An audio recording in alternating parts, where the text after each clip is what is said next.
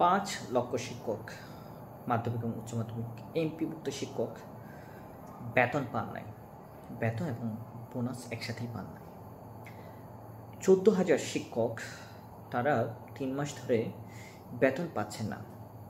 দেখানো হচ্ছে electronic transfer সিস্টেমের কারণে এটা পাচ্ছে না তারা, কিন্তু আসলে সত্য কতটুকু?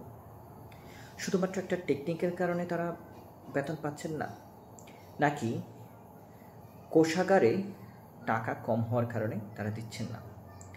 আবার আজকে দেখলাম প্রায় বেশ কয়েক বিলিয়ন ডলার রিজার্ভে জমা হয়েছে রেমিটেন্সের মাধ্যমে।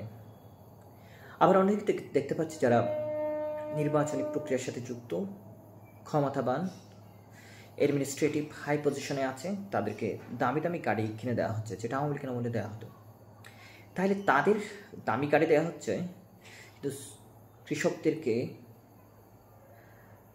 ফসলের ন্যায্য মূল্য দেওয়া হচ্ছে না, শ্রমিকরা বেতন পাচ্ছে না, সরকার তাদের পাশে দাঁড়াচ্ছে মালিকদের। আবার অন্যদিকে শিক্ষকদের বেতন কোষাগার থেকে দেওয়ার কথা, কিন্তু সেটাও করতেছে না। তাহলে রাষ্ট্র যদি আগের পর্যায়ে থাকে, তাহলে গণঅভ্যুত্থানের ফসল কী, আসলে আকাঙ্ক্ষা কী?